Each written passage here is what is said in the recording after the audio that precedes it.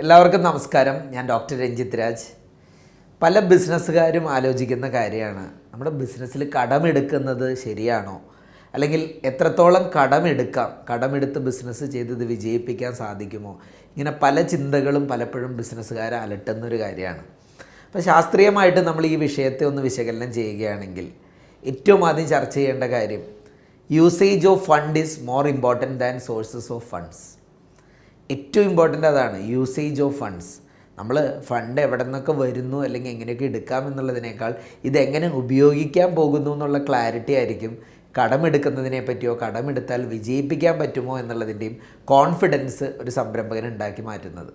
കാരണം ഒരു ഓൺട്രപ്രണറിന് ഫണ്ട് ആവശ്യമായി വരുന്നത് എന്തൊക്കെ സാഹചര്യങ്ങളിലാണ്? ഒന്നാമത്തത് എക്സ്പാൻഷൻ പ്ലാൻ ചെയ്യുമ്പോൾ. എക്സ്പാൻഷൻ എന്ന് പറയുമ്പോൾ ഒരു ബിസിനസ് എക്സ്പാൻഷൻ പലപ്പോഴും പുതിയ ബ്രാഞ്ച് തുടങ്ങാൻ, അല്ലെങ്കിൽ പുതിയ മെഷീനറി എടുക്കാൻ, അല്ലെങ്കിൽ പുതിയ ഏതെങ്കിലും സ്ഥലത്തേക്ക് ബിസിനസ് വ്യാപിപ്പിക്കാൻ, അതിൻ്റെ ഭാഗമായിട്ട് മാർക്കറ്റിംഗ് പ്രൊമോഷൻ ചെയ്യാൻ, ഇങ്ങനെയൊക്കെ ആയിരിക്കും പലപ്പോഴും പലർക്കും എക്സ്പാൻഷൻ്റെ ഭാഗമായിട്ട് പണം വേണ്ടി വരുന്നത്. അപ്പോൾ സാധാരണ ചെയ്യുന്നത് എന്താ? ഒന്നില്ലെങ്കിൽ ലോൺ എടുക്കും, അല്ലെങ്കിൽ ഇക്വിറ്റി അഥവാ നമ്മളൊരു ഷെയറൊക്കെ കൊടുത്തുകൊണ്ട് ഇൻവെസ്റ്റ്മെൻറ്റ് സ്വീകരിക്കും. ദെൻ ക്യാപിറ്റൽ റേസ് ചെയ്യും. ചിലപ്പോൾ നമ്മുടെ തന്നെ ഓൺ സ്വരൂപിച്ച് കൂട്ടിയ ഏതെങ്കിലും അസറ്റുകൾ വിറ്റിട്ടോ അല്ലെങ്കിൽ നമ്മുടെ കയ്യിലിരിക്കുന്ന പണം ഉപയോഗിച്ചോ തന്നെ ചിലർ എക്സ്പാൻഷനിലേക്ക് പോകും. അപ്പോൾ ഇതിൽ ഓരോ വഴികളും തിരഞ്ഞെടുക്കുമ്പോൾ ശ്രദ്ധിക്കേണ്ട ചില കാര്യങ്ങളുണ്ട്. അപ്പോൾ ഏറ്റവും ആദ്യം framework to decide whether to take a loan for expansion. Loan എടുക്കണോ വേണ്ടയോ എന്ന് സെലക്ട് ചെയ്യാനാണ് ആദ്യത്തെ ക്രൈറ്റീരിയ നമ്മൾ യൂസ് ചെയ്യേണ്ടത്. കാരണം അപ്പോൾ നമ്മൾ കൺസിഡർ ചെയ്യേണ്ട പ്രധാനപ്പെട്ട കാര്യം എന്താണെന്ന് വെച്ചാൽ, determine the return you will get from the expansion. നമ്മൾ എക്സ്പാൻഡ് ചെയ്യാൻ പോകുന്ന സമയത്ത് ലോൺ എടുക്കണോ വേണ്ടയോ എന്ന് തീരുമാനിക്കുന്നതിൽ പ്രധാനപ്പെട്ട കാര്യം ഇതിന് കിട്ടുന്ന റിട്ടേൺ തന്നെയായിരിക്കണം. നമുക്ക് എന്തോ റിട്ടേൺ കിട്ടും.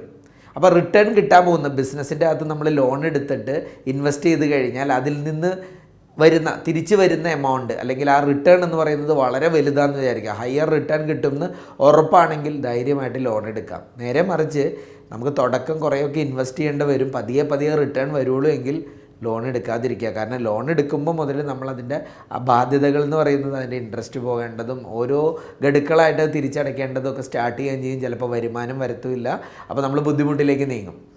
രണ്ടാമത്തെ സ്റ്റെപ്പ് എന്ന് പറഞ്ഞാൽ, calculate the cost of A loan you are taking for the expansion.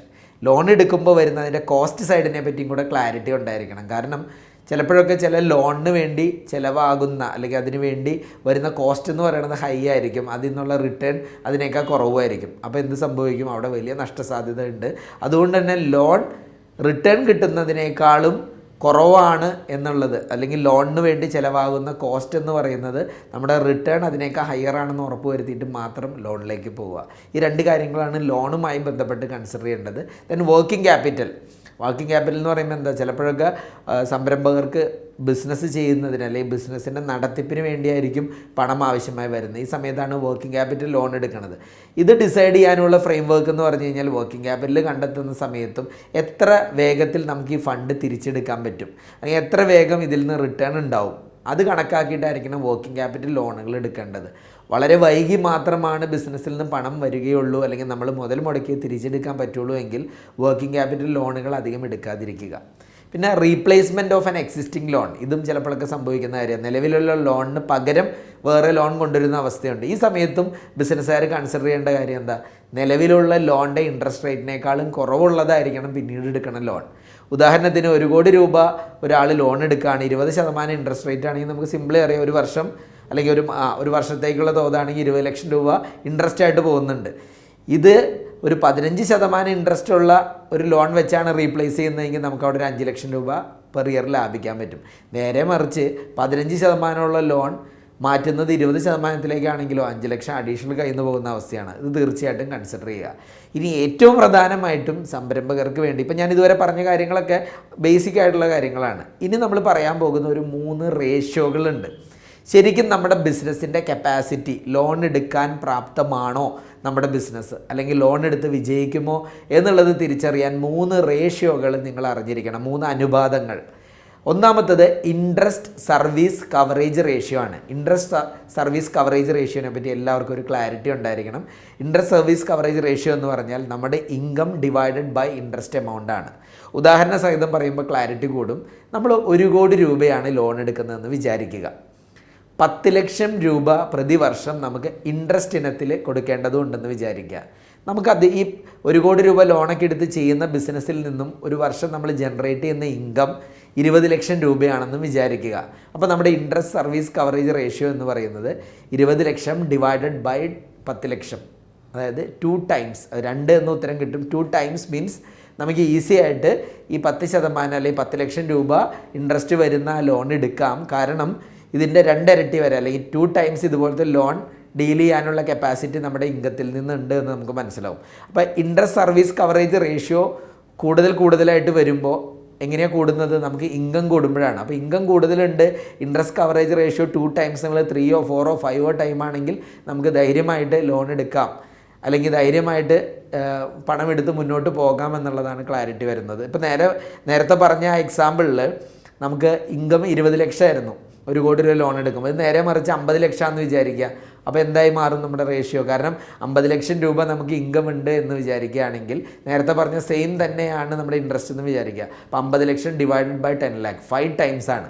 അപ്പോൾ your capacity to take the loan increases with an increase in interest service coverage ratio. Interest service coverage ratio കൂടുമ്പോൾ നമുക്ക് loan എടുക്കാനുള്ള capacity കൂടുന്നുണ്ട് എന്നർത്ഥം. അപ്പോൾ ഇതൊന്ന് calculate ചെയ്യുക. രണ്ടാമത്തെ റേഷ്യോ ഡെപ്റ്റ് സർവീസ് കവറേജ് റേഷ്യോ ആണ്. ഡെപ്റ്റ് സർവീസ് കവറേജ് റേഷ്യോ എന്ന് പറയുമ്പോൾ നേരത്തെ പറഞ്ഞ ഇൻട്രസ്റ്റ് സർവീസ് കവറേജ് റേഷ്യോയുടെ സിമിലർ തന്നെയാണ്. പക്ഷേ ഇവിടെ നമ്മുടെ ലോൺ എമൗണ്ടും കൂടെ, നമ്മളവിടെ ഇൻട്രസ്റ്റിനെ മാത്രമേ കവർ ചെയ്യുന്നുണ്ടായിരുന്നുള്ളൂ, ഇവിടെ എടുത്ത ബാധ്യത ആ ഡെപ്റ്റിനെയും കൂടെ കവർ ചെയ്യുന്ന രൂപത്തിലാണ്. അപ്പോൾ ഇതിൻ്റെ ഫോർമുല എന്ന് പറയുന്നത് ഡെപ്റ്റ് സർവീസ് കവറേജ് റേഷ്യോ എന്ന് പറയുന്നത് income divided by interest amount plus principal loan എമൗണ്ടും കൂടെ വരും. അതായത് നേരത്തെ പറഞ്ഞ 1 കോടി രൂപ തന്നെ 1 കോടി രൂപ എടുക്കുന്നു, 10 ലക്ഷം രൂപ നമ്മൾ ഇൻട്രസ്റ്റ് ആയിട്ട് പേ ചെയ്യുന്നുണ്ടായിരുന്നെങ്കിൽ ഒരു 5 ലക്ഷം രൂപ പ്രിൻസിപ്പൽ എമൗണ്ടിലൂടെ സ്പെൻഡ് ചെയ്യുന്നു എന്ന് വിചാരിക്കുക. അതായത് നമ്മൾ എടുത്ത തുകയിലേക്കും കൂടെ അടഞ്ഞു പോകുന്നുണ്ട് എന്ന് വിചാരിക്കുക. ഇൻകം നേരത്തെ പറഞ്ഞ പോലെ തന്നെ 20 ലക്ഷം രൂപയാണെന്ന് വിചാരിക്കുക. അപ്പോൾ ഡെപ്റ്റ് സർവീസ് കവറേജ് റേഷ്യോ എന്ന് പറയുന്നത് 20 lakh divided by 10 lakh plus 5 lakh equal to 1.33 times എന്ന് ഉത്തരം കിട്ടും. അപ്പോൾ നമ്മുടെ ഇൻകം നേരത്തെ പറഞ്ഞ പോലെ ഈ 20 ലക്ഷത്തിൻ്റെ സ്ഥാനത്ത് 50 ലക്ഷമാണെന്ന് നോക്കുക. ഇതേപോലെ 15 ലക്ഷം രൂപ തന്നെയാണ് നമ്മൾ ഇൻട്രസ്റ്റ് ആയിട്ടും അതുപോലെ തന്നെ നമ്മുടെ ആ ഒരു 5 ലക്ഷം രൂപ പ്രിൻസിപ്പൽ എമൗണ്ടിലേക്കും പോകുന്നതെന്നും വിചാരിക്കുക. അപ്പോൾ എങ്ങനെയാണ് റേഷ്യോ വരുന്നത്? 50 lakh divided by 15 lakhs equal to 3.33 എന്ന് കിട്ടും. 15 എന്ന് പറഞ്ഞാൽ 10 + 5 ആണ് കേട്ടോ. അപ്പോൾ 3.33 ടൈംസ്. ഇവിടെ നമ്മൾ മനസ്സിലാക്കേണ്ട കാര്യം your capacity to take the loan increases with an increase in ഡെപ്റ്റ് സർവീസ് കവറേജ് റേഷ്യോ. ഈ റേഷ്യോ കൂടുന്തോറും നമുക്ക് പണമെടുക്കാൻ അല്ലെങ്കിൽ ലോൺ എടുക്കുന്നതിനുള്ള കപ്പാസിറ്റി കൂടുന്നു എന്നർത്ഥം. 1.33യുടെ സ്ഥാനത്ത് 3.33 അല്ലെങ്കിൽ 5 6 ഒക്കെ വരുമ്പോൾ ധൈര്യമായിട്ട് ലോൺ എടുക്കാം എന്നുള്ളതാണ് നമ്മൾ ഇതിൽ നിന്ന് അനുമാനിക്കേണ്ടത്.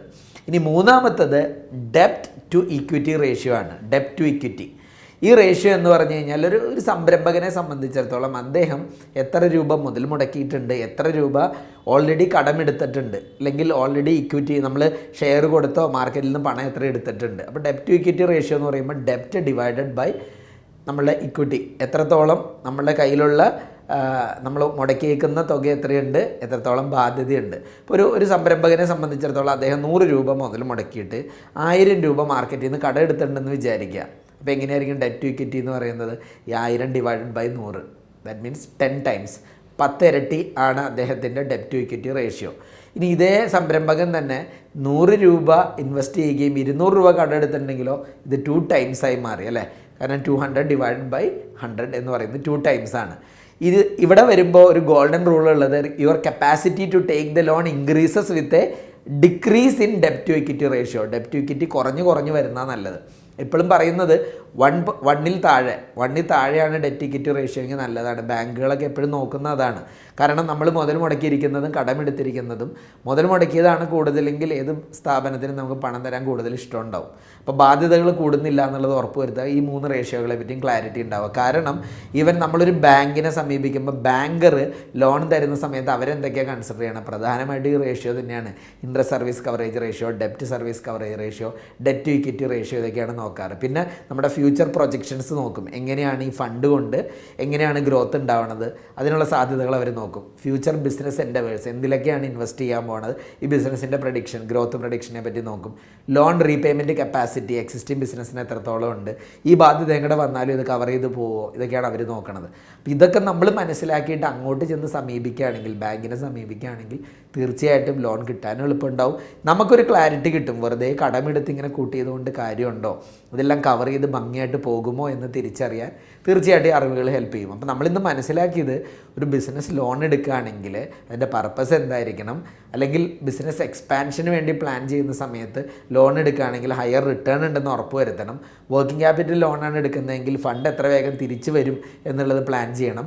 റീപ്ലേസ്മെൻറ്റ് ലോൺ ആണെങ്കിൽ എടുക്കുന്ന ലോൺ ഇപ്പോൾ ഉള്ളതിനേക്കാൾ ചീപ്പറാണെന്ന് ഉറപ്പ് വരുത്തണം. പ്രത്യേകിച്ച് ഇന്നിപ്പോൾ റിപ്പോ നിരക്കുകളൊക്കെ കുറഞ്ഞപ്പോൾ ബാങ്ക് ഇൻട്രസ്റ്റ് റേറ്റുകൾ കുറഞ്ഞിട്ടുണ്ട്. പക്ഷേ പലപ്പോഴും നമ്മളിത് കരയുന്ന കുട്ടിക്ക് പാലുള്ളൂ എന്ന് പറഞ്ഞ പോലെ നെഗോഷിയേറ്റ് ചെയ്യണം. നന്നായി നെഗോഷിയേറ്റ് ചെയ്ത് കഴിഞ്ഞാൽ ഇൻട്രസ്റ്റ് റേറ്റുകളൊക്കെ ബെറ്ററായിട്ട് കിട്ടും, ഓടിക്കും, ടൈം ലോണും ഒക്കെ.